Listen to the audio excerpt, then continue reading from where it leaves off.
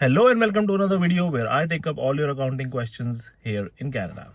So in today's video, we are going to talk about the CFE, the Common Final Exam. So if you are on your way to doing CPA here in Canada, then there's a Common Final Exam that takes place, जो कि एक final exam होता है, that's the CFE. And I am going to give you a breakdown of the structure and some exam prep tips. Now, CFE is a 3-day long exam, back to back, day 1, day 2 and day 3. Back to back exams होते हैं. It tests your technical knowledge, professional knowledge.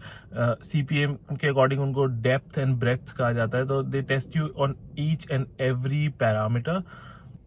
It's a case based exam, real life scenario के ऊपर based होता है कि अगर आप real life situation में एज अ सीपीए कैसे डील करोगे अगर आपके सामने एग्जाम लाइक सिचुएशन आ जाए तो. And then they test you on the depth part होता है आपके रोल में. For example you have to choose a role between assurance, tax, finance. आपके ऑप्शंस होते हैं.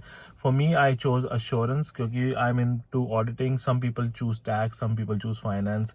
जैसा जिसको जो जिसका रोल या जॉब रिलेटेड रोल होता है जिसका जैसा, वैसे they choose it. And then they also test you on all competencies. When I say all competencies, तो tax, costing, finance, FR, audit, सब चीज़ों को टेस्ट करते हैं वो. बट उसकी डेप्थ टेस्ट नहीं करते. They test you on the breadth कि आपको हर एरिया की थोड़ी नॉलेज है. और they you have to get appropriate number of competent. अब ये इसके बारे में मैं सेपरेटली बताऊंगा कि एनसीज, आरसीसी, सीडीज क्या होते हैं, कैसे एग्जाम आपको कैसे पास करना होता है, क्या इवेल्युएशन क्राइटेरिया होता है, कैसे there is no passing marks here. You get ranking या ग्रेडिंग कह लो. जैसे कॉम्पिटेंट और competent with distinction, reaching competence, not competent. तो ऐसे बहुत सारे आपको सीज या सीडीज या आरसीज और सीज का कॉम्बिनेशन लाना था, तब जाके आप इसमें पास करते हो. Now, day 1 is your capstone 1 वाला same case into the future. Now, for those of you who don't know capstone 1, कई बार ऐसा होता है कि chartered accountants directly CFE देते हैं, challenge exam देते हैं, तो they don't do capstone 1, capstone 2. But just to give you a brief, capstone 1 में आपको एक presentation देनी होती है case study के ऊपर, वही case into the future. For example, अगर 2025 का कोई case है, then they would give you some proposals that you have to evaluate. And then जब आप एग्जाम में डे 1 का केस लिखोगे, then the situation would be that now it is 2027 और 2028 and this company selected one of the proposals. And now उनके पास क्या challenges हैं, क्या सिचुएशन है, आपको उसके ऊपर एग्जाम देना होता है. It is not about testing your technical knowledge या कुछ भी. Day 1 is just for you to think as a businessman, या कह लो स्ट्रेटेजिक थिंकिंग के ऊपर होता है कि आप अगर एक बोर्ड ऑफ डायरेक्टर्स के साथ मीटिंग कर रहे हो as a CPA about the direction of the company, then they want you to write the case thinking कि आप रियल लाइफ में अगर बोर्ड ऑफ डायरेक्टर्स के साथ बैठ के मीटिंग कर रहे हो तो उनको क्या रिकमेंडेशंस, क्या सजेशंस दोगे. तो day 1 is all about strategic thinking and taking the business forward. And technical knowledge उसमें कुछ भी टेस्ट नहीं होती है. Now for day 2, you have to select one of the roles as I mentioned earlier, assurance, finance, tax. इसमें से कोई भी आपका रोल सिलेक्ट करना होता है. For me I chose assurance. तो assurance में you have to demonstrate depth. अब depth मतलब you have to be a master in assurance. When I say master, तो आपको most areas में competent C लाना पड़ेगा. Then there are chances that you would pass. इसमें एक चीज़ और होती है कि there are about 13 to 14 assessment opportunities. Now, when I say assessment opportunities, I mean कि 13 to 14 questions कह लो, या एक केस में 13 to 14 requirements होती हैं. Out of those 13-14 requirements, approximately 7 to 8 are related to assurance, which is your role that you selected, or for example tax and finance, whatever you selected. And the others would be related to FR, or say costing, or say performance management. You don't have to focus on the other areas too much, I would say. The main focus on day 2 should be your role that you have selected. The depth should be in your role, and other areas you can just touch upon. उसको थोड़ा complete भी कर दोगे, basic भी लिख दोगे उसके बारे में तो भी चल जाएगा. But the main focus should be the role that you select.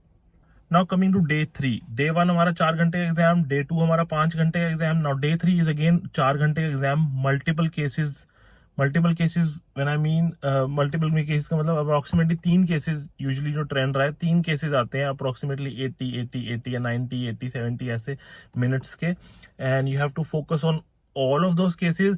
The goal should be to complete all the AOs. अब कितने assessment opportunities होती हैं? Around 17 to 18 assessment opportunities होती हैं. You have to at least do 15 to 16 I would say assessment opportunities आपको complete करनी है. And when I say complete करनी है, you have to touch upon all the bases. अगर ऐसा नहीं कि you have to demonstrate depth in all of those areas, आपको सब कुछ tips पे होना चाहिए, ऐसा कुछ नहीं है. You have to just have the basic knowledge कि अगर सपोजिटली हमें इनकम टैक्स के बारे में पूछ लिया, अब डोंट एक्सपेक्ट कि इनकम टैक्स में आपको वो डिविडेंड कैलकुलेशन या ऐसा कुछ कॉम्प्लेक्स दे देंगे. They would simply ask you for instance in my attempt they asked about THSA, FHSA, and then there was federal tax की calculation, personal income tax, so basic stuff. Costing के बारे में they would ask you budget variance analysis, ये वो, तो basic चीजें पूछेंगे. They won't ask you over the top things कि आपको depth में सब कुछ पता होना चाहिए. So you have to focus on completing the entire exam, all the 3 cases, and touch upon all the bases. Now a lot of you also ask कौन सा मटेरियल रेफर करना चाहिए या कहाँ से पढ़ाई करें. So most of the material would be provided by CPA school. जैसे अगर आप for example रजिस्टर कराते हो, then you would get the D2L portal का एक्सेस. वहाँ पे प्रायर ईयर केसेस हैं कि you can refer those cases, practice कर सकते हो. And then now if you give the capstone 1 and capstone 2, तो capstone 2 देने का फायदा ये है कि you write the cases, practice करते हो आप, सबमिट करते हो, and then the CPA school would mark you and tell you कि अच्छा ये आपकी वीकनेस है या यहाँ पे आपको इम्प्रूवमेंट की जरूरत है. But if you directly give the CFE, तो then there is no provision for you to get your practice cases marked. तो अगर आप डायरेक्टली CFE दे रहे हो तो आई वुड से कि प्रायोरिटी केसेस उठा लो, उसमें से पढ़ के देखो. और most important thing is it is not about memorising everything in CPA. रट्टू तोता नहीं बन के एग्जाम देना. You have to be sharp in your thinking. आपकी टेक्निकल नॉलेज यस होनी चाहिए in your role, plus you should know all the areas. बाकी की जो टैक्स, फाइनेंस, XYZ जितने भी एरियाज हैं, थोड़ी थोड़ी नॉलेज सबकी होनी चाहिए. So it's not just about memorising, it's about being smart.